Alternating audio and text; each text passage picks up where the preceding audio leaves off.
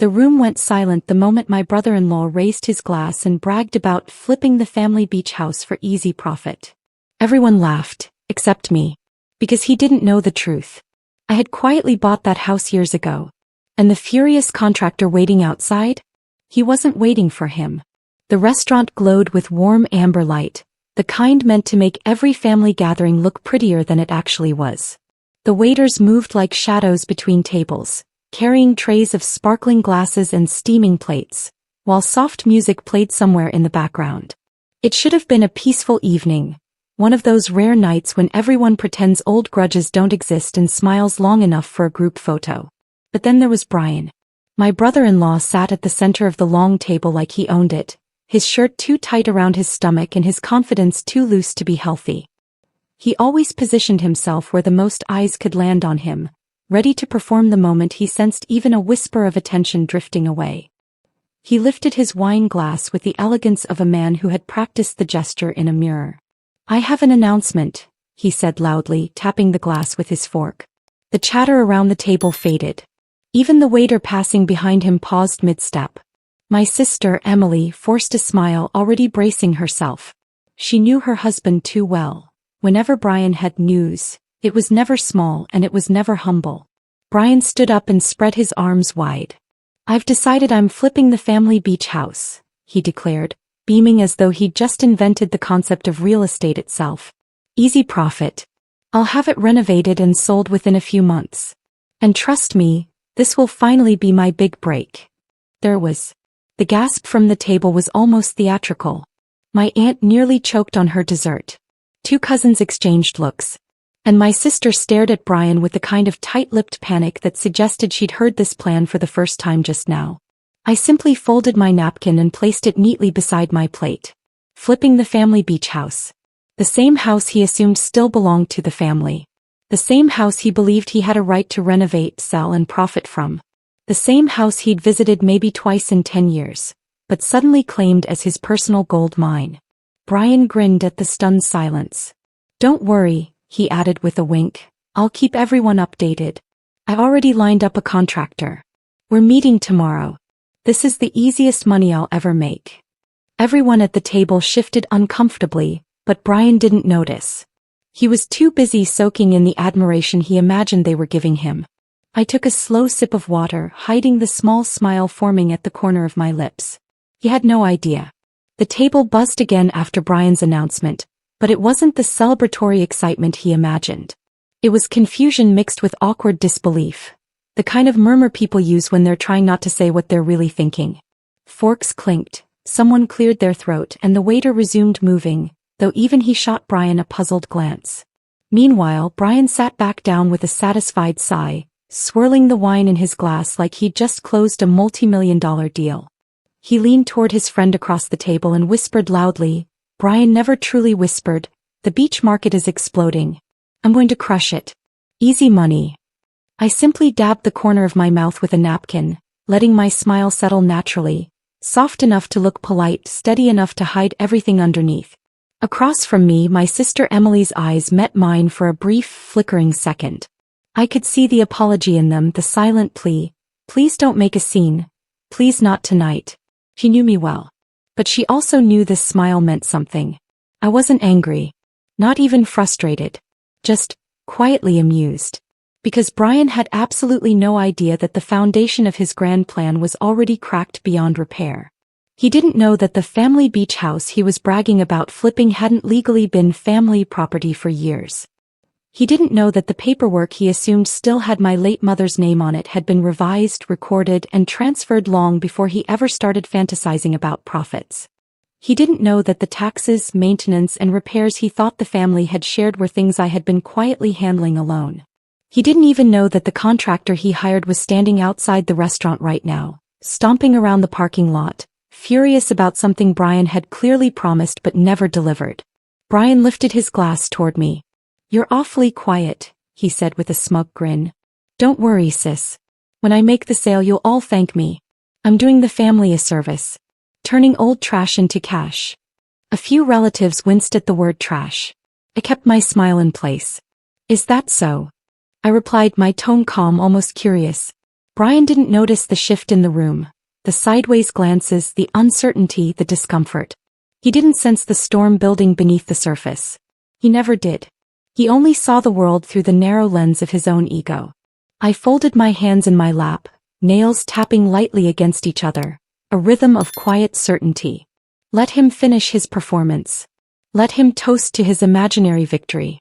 Because soon, very soon, the truth would walk straight through the front door, and he would finally realize he'd built his entire fantasy on sand. The soft clinking of glasses and murmured conversations faded in my mind as a much older memory pushed its way forward. One wrapped in salt air, frayed curtains, and my mother's tired smile. The beach house had never been just a property. It was my childhood's heartbeat. A place where my mother read books on the porch swing every evening and where she taught me how to braid my hair while the waves whispered against the shoreline. It was where we spent summers when Dad was sick, escaping doctors and hospital walls for moments of stolen peace. Brian saw it as profit. My mother saw it as home. But after she passed, everything changed. The house had fallen into tax delinquency, something no one else in the family noticed. Everyone was too busy, too distracted. Brian, in particular, insisted someone else would handle it. He always assumed responsibilities were communal until it was time to take credit. One rainy afternoon, I drove to the county office alone. The clerk, a gray-haired woman with reading glasses perched at the very edge of her nose, showed me documents that made my stomach twist. Unpaid taxes. Possible foreclosure. The house was days away from being listed for sale. I remembered standing there, clutching the paperwork like it was the last thread of my childhood. I couldn't lose it, not to strangers, not to the system, and especially not because the family was too disorganized or indifferent to act. So I acted. I paid everything. Quietly. Completely. In full. The clerk had asked, "Are you sure? It's a lot to take on alone." But I was sure. More sure than I'd ever been about anything. And when the opportunity came to transfer ownership, legally, cleanly, I signed the papers without hesitation. Not to exclude the family, not out of selfishness, but to protect the one place that still felt like her. I didn't tell anyone because grief was fragile then, sharp around the edges. And besides, Brian spent years mocking the house, calling it old, run down, a money pit. Why would he care who owned it? Yet today, now that prices had skyrocketed, he suddenly cared. Now it was easy profit. Now it was his big break. If only he knew the truth. I blinked, returning to the present, Brian's laughter bouncing around the table as he boasted about renovation plans he would never control. I glanced down at my phone. A notification flashed from the county assessor's site. A reminder I'd set years ago. Property owner, Sarah Monroe. Transfer date, 8 years ago. 8 years of silence. 8 years of peace. 8 years he never bothered to check. No. His reckoning was finally on its way. Brian had always been the kind of man who treated ambition like a costume. Something he put on loudly but never wore with any real substance. From the day he married my sister, he arrived with big dreams, big talk, and big ideas, all floating on the smallest foundation imaginable. His first grand venture was a food truck. He bought it without permits, licenses, or even a working refrigerator. It lasted 4 months before he sold it for half the price, blaming the economy. Then came his fitness coaching phase.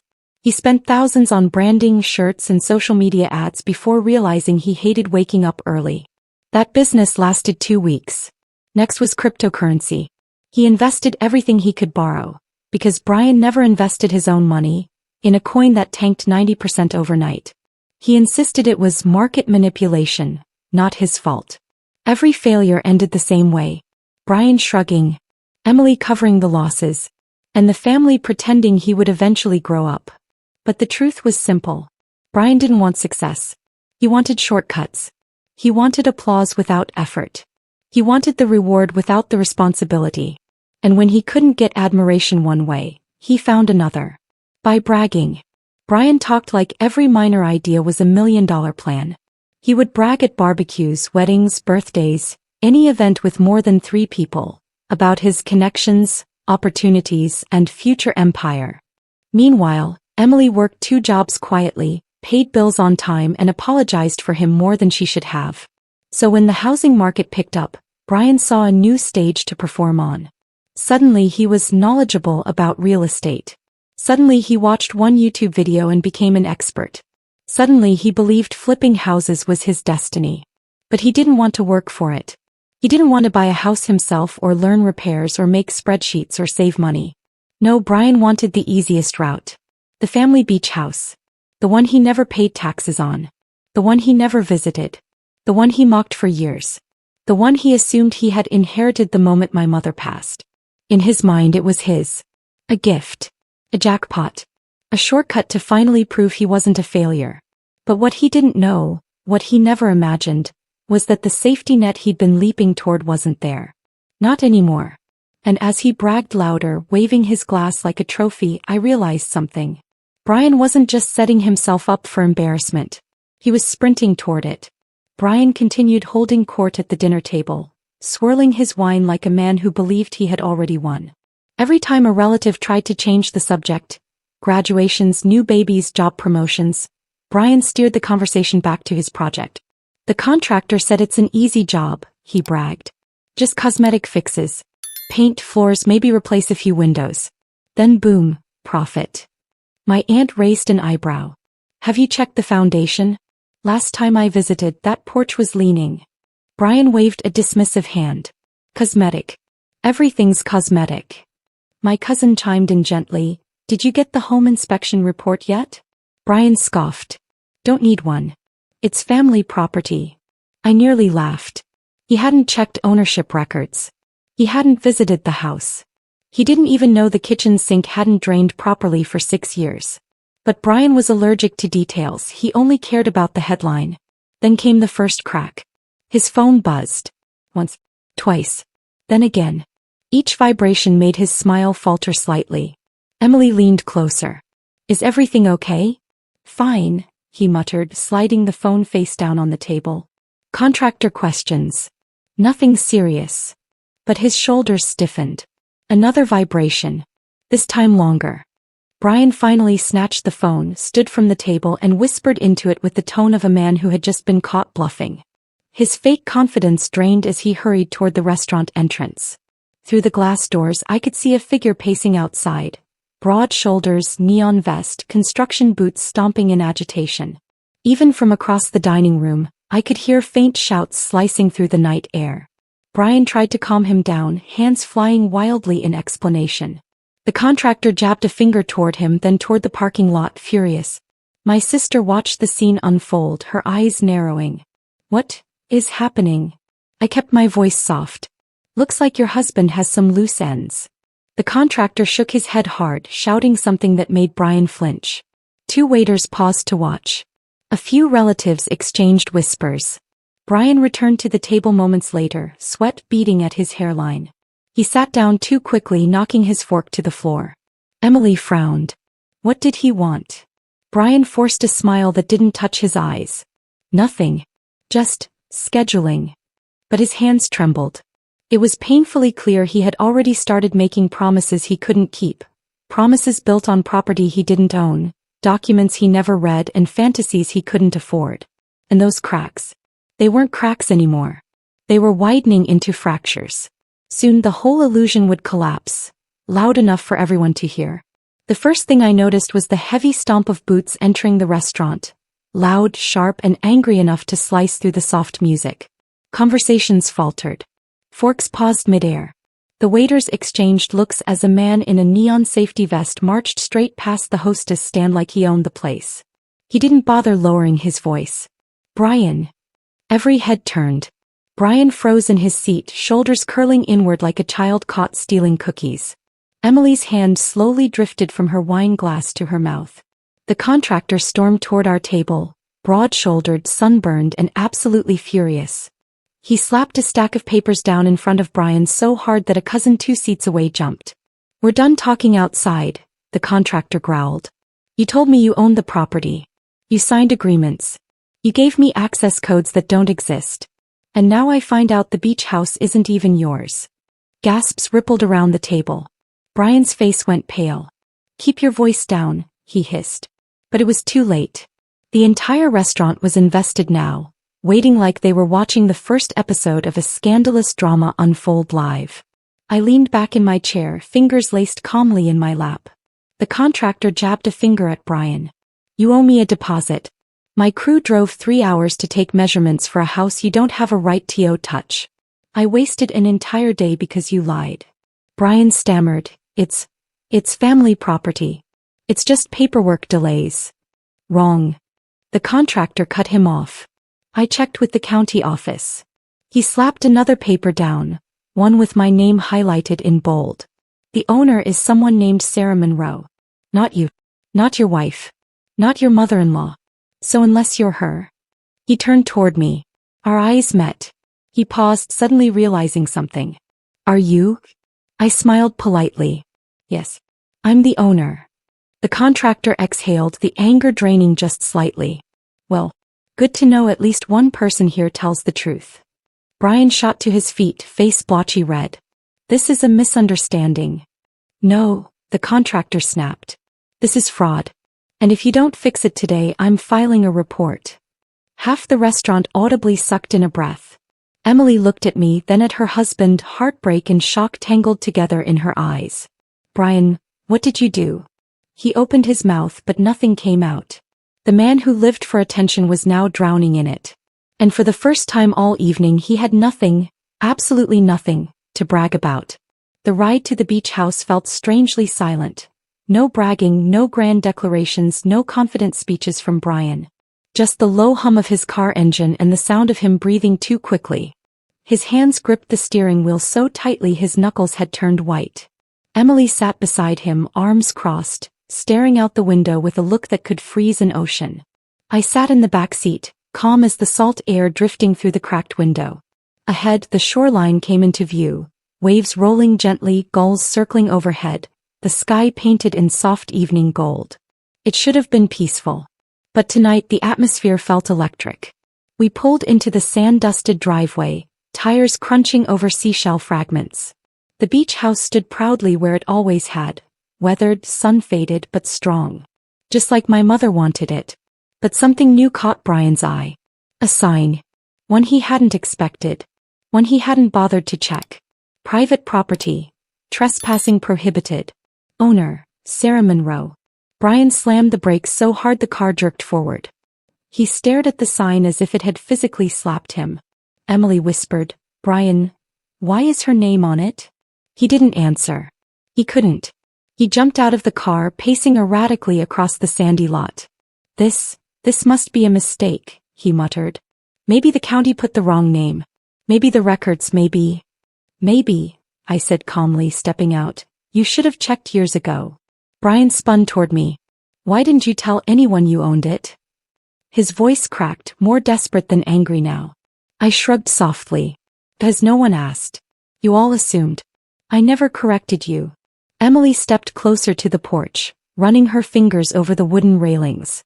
But this house, Mom always said that it should stay in the family, I finished gently. And it has. Just not in the way Brian imagined. Before Brian could respond, another truck pulled into the driveway, the contractor. He stepped out, not nearly as furious as before but still carrying the weight of betrayal. He eyed the sign, then turned to Brian. So she's the owner. He jerked his thumb at me. Which means you misrepresented yourself. Brian swallowed hard. I walked past him toward the porch, unlocking the front door with my key. The click of the lock was louder than the ocean behind us. Brian's face crumpled as the truth washed over him like a cold tide. The house he planned to flip. The profit he bragged about. The empire he bragged he'd build. None of it belonged to him. Not even a splinter of it.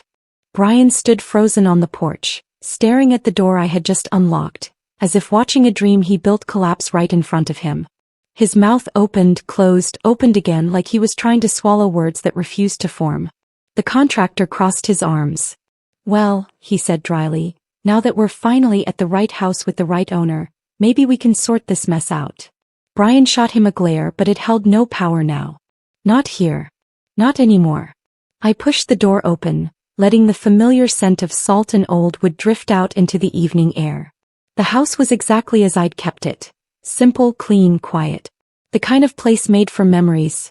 Not for flipping, not for cash grabs, not for people like Brian. Emily stepped inside slowly, her face softening as she took in the framed photos still hanging on the wall. Mom on the porch swing. Dad grilling fish on the tiny terrace. The three of us building a crooked sandcastle with shells as windows. This house, she whispered, her voice trembling. It looks exactly the same. That was the point, I said gently. I wanted it preserved. Brian finally snapped out of his stupor and stormed into the living room. You can't just buy the house without telling anyone. This was supposed to be family property. I turned to him calm. And where were you when the taxes were overdue? When foreclosure notices came? When Mom needed medical bills covered? I raised an eyebrow. I didn't see you lining up to save it then. His face reddened. You should have told me. I had plans. And those plans, I replied, stepping toward him, were based on taking advantage of something you never contributed to. The contractor cleared his throat. So let me get this straight. You, he pointed at Brian, hired me, scheduled work, signed initial agreements and promised payments for a house you don't own. And never did. Emily's eyes widened. Brian, tell me he's lying. Brian stammered. It was going to be ours. I mean, it's family. I just skipped a few steps. A few steps? The contractor barked a bitter laugh. Buddy, you skipped the only step that matters, owning the place. Brian's hands shook as he pointed at me. Why didn't you tell us earlier? Why hide it? I exhaled slowly, letting years of quiet sacrifices settle into my voice. Because this house was Mom's peace. Her joy. Her memory. I protected it for her. And for the family. Not for profit. Emily's eyes filled with tears, not of anger but realization. Brian, however, wasn't done. You can't do this, he said, voice cracking. I already told people. I already made deals. Everyone's expecting. That, I interrupted firmly, is your problem. Not this house's. Silence fell like a heavy wave. Brian looked around desperately as if expecting someone, anyone, to defend him. Even Emily didn't move. The truth had finally landed. The beach house was mine. Wiggly. Emotionally. Unshakably. And Brian? He wasn't flipping anything. He was the one who had just been flipped. Emily stood in the center of the living room, eyes sweeping slowly across the space. Our mother's seashell lamp, the patched armchair Dad refused to throw away, the sun-faded curtains she used to wash every spring. Memories rippled across her face like shadows crossing water. This house, she whispered again, voice breaking. This is where she read us bedtime stories, where she braided my hair for school, where she... Her words dissolved into silence. Brian shifted uncomfortably. Come on. Don't get emotional. This is just a building. We could have sold it for a fortune. Emily turned to him sharply. A fortune? That's all you think about. Her voice trembled, not with weakness but with betrayal. Brian opened his mouth but nothing came out. The contractor leaned against the doorframe, arms crossed, watching the disaster unfold with the quiet sympathy of a man who'd seen greed ruin more families than storms had ruined houses. I stepped beside Emily. I didn't keep it from you to hurt you, I said softly. I kept it because I knew Mom would have wanted someone responsible to protect it. And no one else stepped up. Emily covered her mouth with her hand, tears spilling down her cheeks. I should have been there. I should have helped. You were taking care of Dad, I reminded her. You were drowning in shifts and bills. You didn't need more weight. Brian, desperate now, jabbed a finger at me.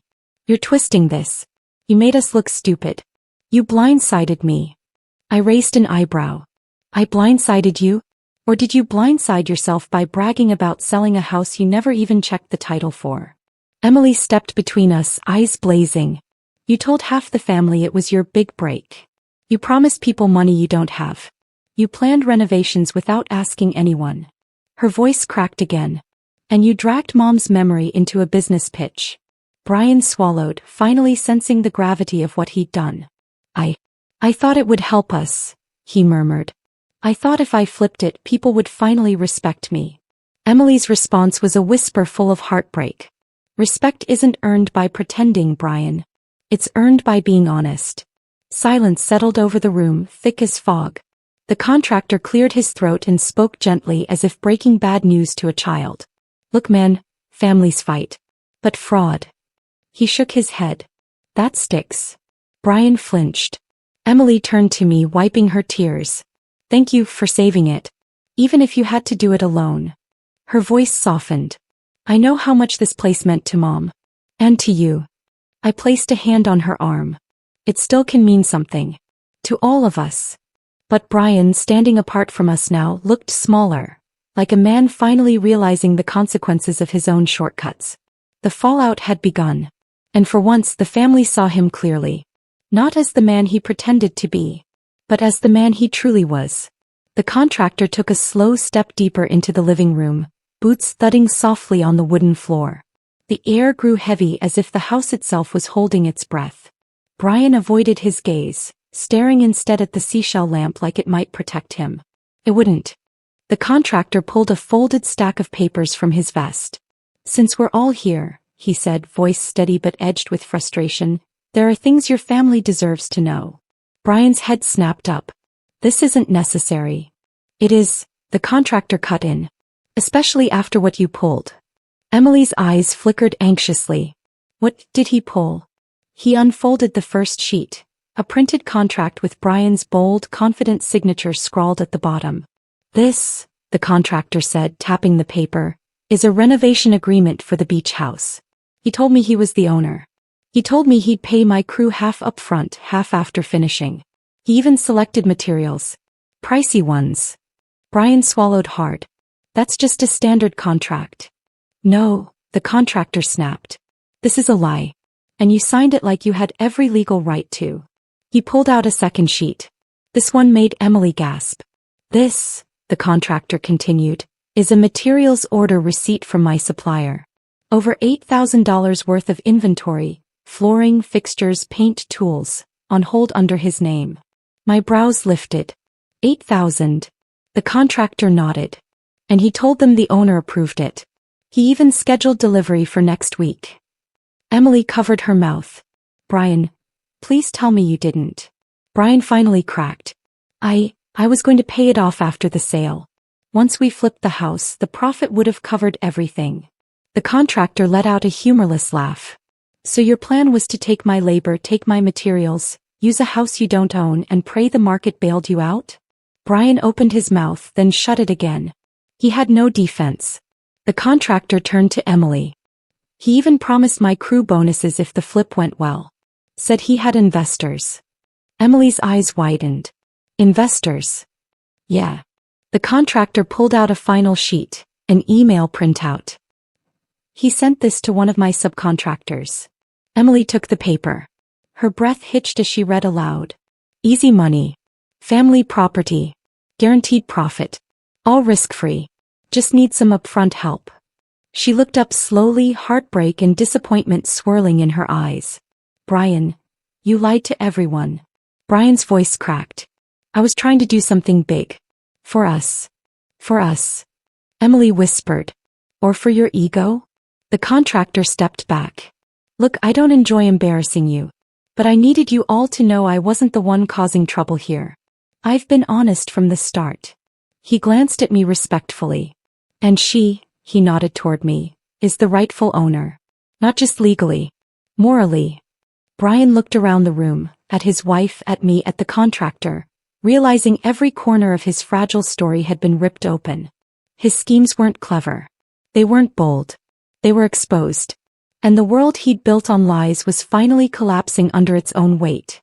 Brian stumbled back against the edge of the old couch, his breathing shallow, eyes darting wildly between the contractor, Emily, and me, as if searching for a version of reality where this wasn't happening. But there wasn't one. The truth stood in the room like a storm he could no longer outrun. Emily wiped her eyes and spoke carefully. Brian, you didn't just make mistakes. You committed fraud. The word fraud sliced through the air. Brian flinched as though the sound alone stung him. No, I didn't. This is just a misunderstanding. A timing issue. I was going to get everything sorted. The contractor shook his head. There's no misunderstanding about signing a contract you had no right to sign. Or ordering materials under false pretenses. Or claiming ownership of a property that isn't yours. Brian's voice cracked. I wasn't trying to hurt anyone. Intent doesn't erase consequences, the contractor replied sharply. When I file a formal complaint, the county will investigate. And trust me, they take property fraud seriously. The color drained from Brian's face. Emily sank onto the edge of the coffee table, pressing her palms to her forehead. How could you drag us into this? Did you ever think about what might happen if your plan fell apart? Or were you too focused on being the hero? Brian stepped toward her, panic rising. I was trying to fix things. I just needed one big win. Just one. Everyone always sees me as the screw-up. I wanted to prove I could finally accomplish something. Emily looked up slowly. By lying? By risking our finances? By signing illegal contracts? He opened his mouth, but she cut him off with a trembling whisper. You promised me last year you were done with shortcuts. Brian's shoulders slumped, his voice small. I thought this time would be different. The room fell silent.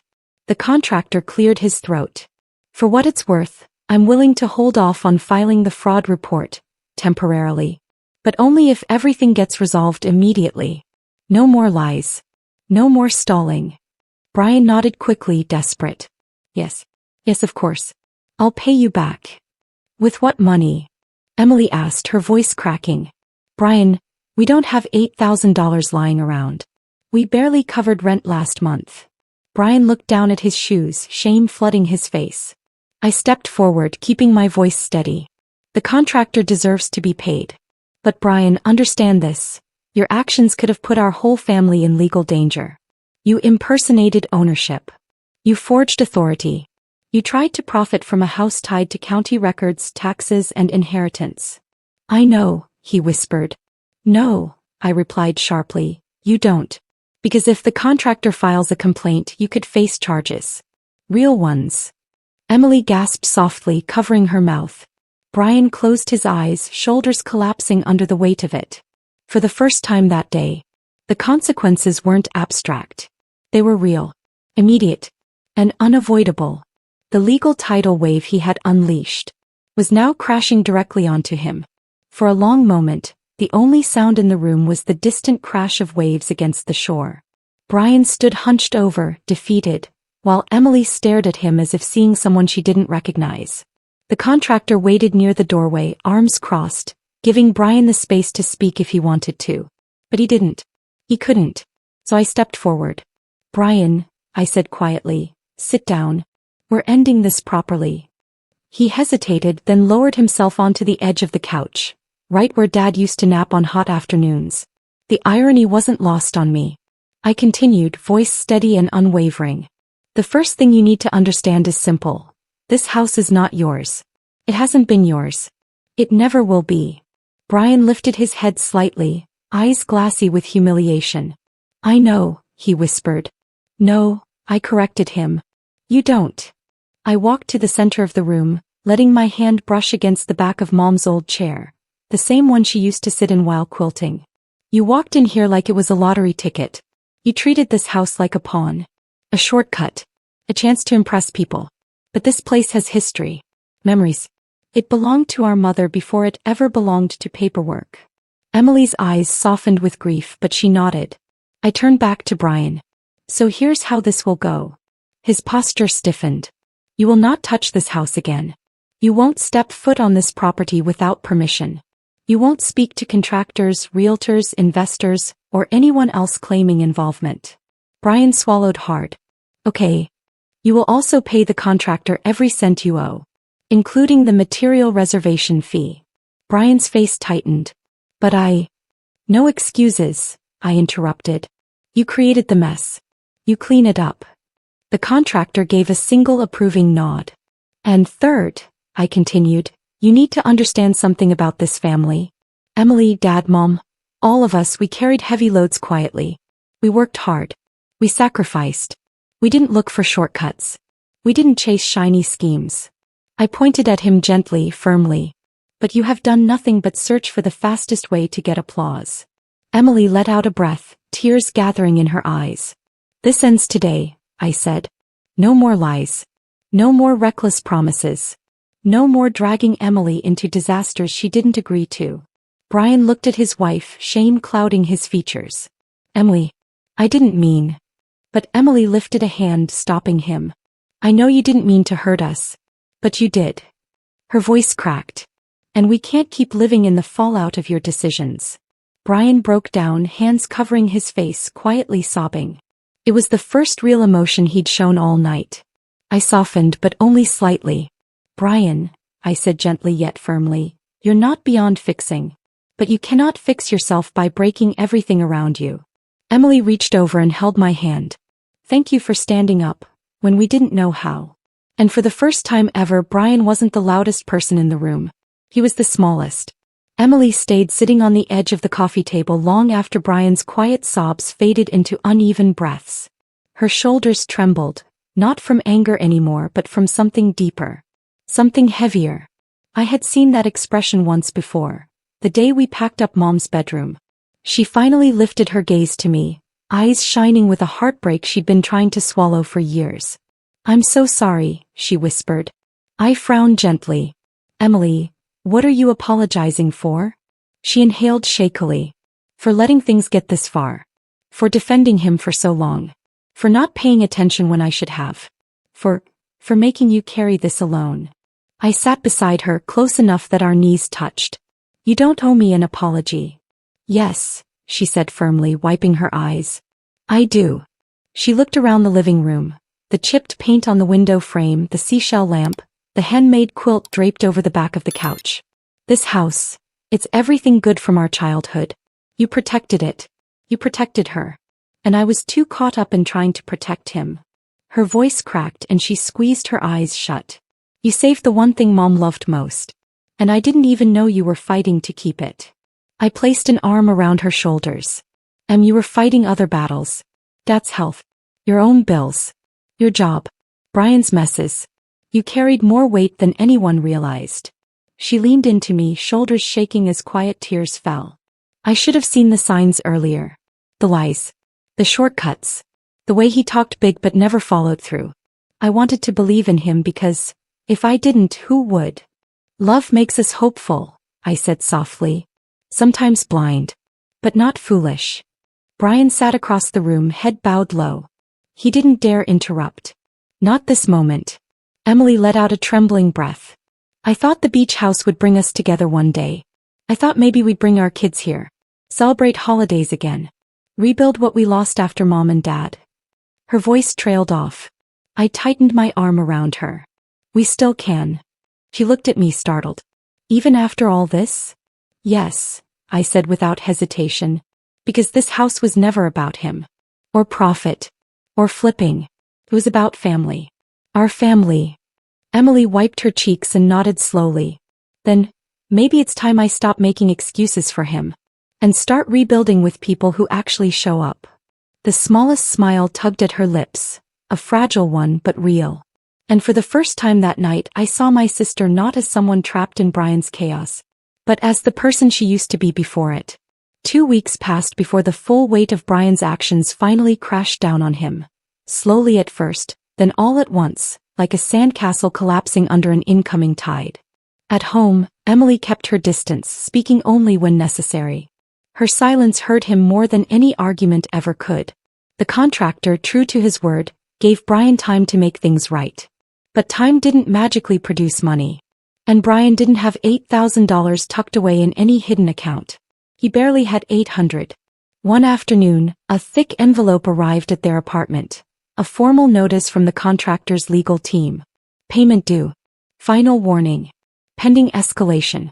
Emily stared at the letter, her expression hardening. Brian, this is happening. You can't run from it anymore. Brian slumped onto the couch, burying his face in his hands. I never meant for it to go this far. But it did, Emily said. Her voice wasn't angry, it was tired. And now you have to own it. That same week, the contractor filed a report with the county. Emily called to tell me, her voice trembling, not from fear this time but resignation. I tried to help him, she whispered. He refused to help himself. The county investigator reached out to Brian for statements. Fraudulent representation of property. Unauthorized contracting. False documentation. Misuse of contractor resources. Brian was horrified. But there was no spinning, no bragging, no shortcut out of this. He had finally run into something he couldn't charm, talk over, or lie through. Reality. One evening, Emily invited me over. The house felt unusually quiet as I walked inside. Brian sat at the kitchen table staring blankly at a stack of documents sprawled in front of him. Court notices, contractor claims, budgeting worksheets Emily had prepared. He looked up, defeated. "You were right," he said softly. "About everything." I didn't speak. This was his moment, not mine. "I kept thinking one big win would fix my life," he said, rubbing his temples. "But all I did was bury myself deeper. I lost the contractor's trust, Emily's trust, and..." His voice cracked. "And Mom would have been ashamed." Emily placed a gentle hand on his shoulder. "We're not here to shame you, Brian. But you have to change. For real." He nodded, breaking. "I will. I have to." The contractor agreed to a payment plan after Emily pleaded for leniency, one that would take Brian months to fulfill. His reputation within the community? Crushed. Family gatherings? He attended quietly now, no toasts, no grand announcements. For the first time in his life, Brian stopped performing. He finally started listening. And in the cracks of his downfall, something like humility began to grow. The sun hung low over the shoreline, painting the waves in strokes of gold and rose. The beach house, our mother's beach house, glowed under the gentle evening light. For the first time in years, the place felt alive again. Emily pushed open the newly painted front door, inhaling deeply. "It smells like Mom's summers," she whispered, her eyes softening at the memory. It did. Salt, sunlight, and something warm, something familiar. Home. I set down the bag of photo albums on the living room table, easing into the rhythm of the house. Soft wind drifted through the open windows, carrying the distant call of seagulls. The quilt Mom had stitched now rested on the couch again, freshly washed, carefully mended. Emily walked to the porch, running her fingers along the railing. "I almost forgot how peaceful it is here," she said. "I didn't realize how much I needed this." I smiled. We all did. For the last few weeks we had been repairing more than the house. We were repairing each other. Emily had enrolled in counseling. She had found her voice, not the quiet one that apologized for Brian's chaos, but the steady one she used to have before life became a storm she didn't know how to step out of. And Brian? Well, he stayed in the city working long shifts, making payments to the contractor as promised. He had a long way to go, but humility suited him better than the false pride he'd worn like armor. For now that was enough. As the evening breeze drifted through the screen door, Emily joined me inside, holding a small wooden box. "I found this in Mom's closet," she said, handing it to me. Inside were shells, seashells from every summer we spent here. Each one labeled in her handwriting. Anna's first sandcastle. Emily's first swim. Dad's last summer. Emily covered her mouth as tears filled her eyes. "I forgot these existed." I placed a shell on the mantel above the fireplace. "This house isn't about what we lost," I said softly. "It's about what we get to keep." She smiled, a fragile, hopeful smile. We spent the evening placing Mom's keepsakes back where they belonged, laughing as we remembered crooked sandcastles, burnt marshmallows, Dad's terrible guitar songs, and the summer storm that flooded the front steps. By the time the moon rose, the house felt whole again.